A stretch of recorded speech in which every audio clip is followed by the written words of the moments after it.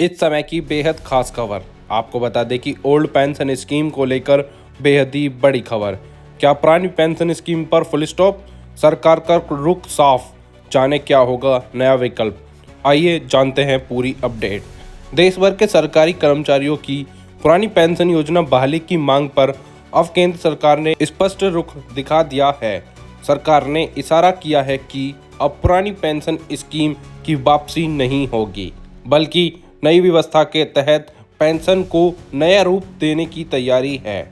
आपको बता दें कि कृपया वीडियो को अंत तक देखें, जिससे आपको पुरानी पेंशन पर आए हुए सारे अपडेट की जानकारी मिल सके। और सब्सक्राइब करें DPL न्यूज़ और बेल आइकन को दबाना ना भूलें।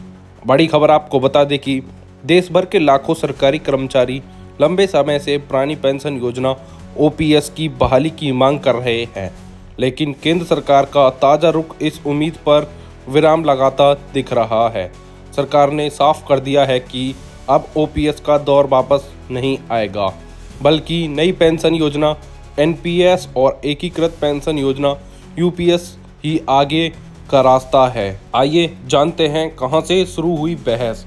आपको बता दें कि जनवरी 2004 में केंद्र सरकार ने पुरानी पेंशन योजना को खत्म कर राष्ट्रीय पेंशन प्रणाली NPS लागू की थी।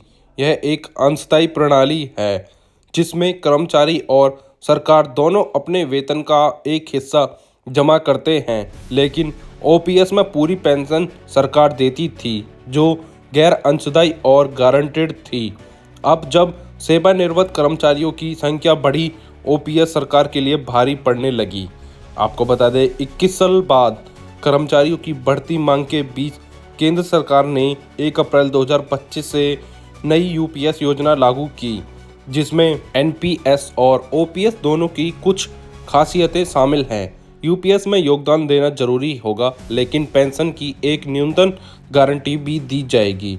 8वें वेतन आयोग में OPS फिर उठा मुद्दा। आइए जानते हैं। कर्मचारी संघों ने 8वें वेतन आयोग के सामने OPS की वापसी को फिर से प्रमुख मुद्दा बनाया, लेकिन केंद्र सरकार ने अपनी स्थिति दोहराई कि OPS की वापसी पर कोई विचार नहीं किया जा रहा है। हाल ही में प्रधानमंत्री नरेंद्र मोदी की अध्यक्षता में हुई कैबिनेट बैठक में 8वें वेतन आयोग की शर्तों TOR टर्म ऑफ रेफरेंस को मंजूरी दी गई। इन शर्तों में एक बिंदु ने साफ संदेश दे दिया कि OPS पर अब कोई संभावना नहीं बची है। आपको बता दें कि वेतन आयोग की शर्तों में छिपा बड़ा संकेत।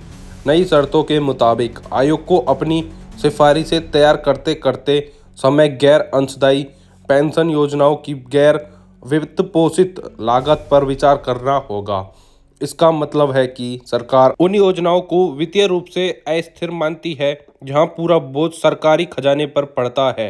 यही मॉडल पुरानी पेंशन योजना में लागू था और इसी वजह से इसे वित्तीय रूप से अस्थायी और असंतुलित कहा गया।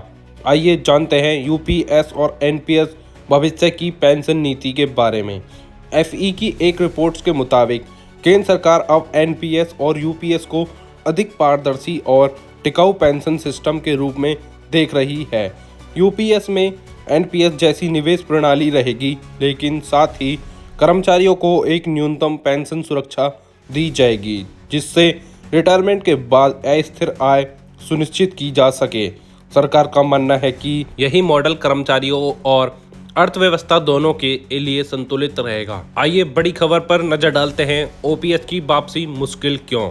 AFE की एक रिपोर्ट में बताया गया कि वित्तीय विशेषज्ञों के मुताबिक अगर OPS को फिर से लागू किया गया तो सरकारी बजट पर जबरदस्त दबाव पड़ेगा।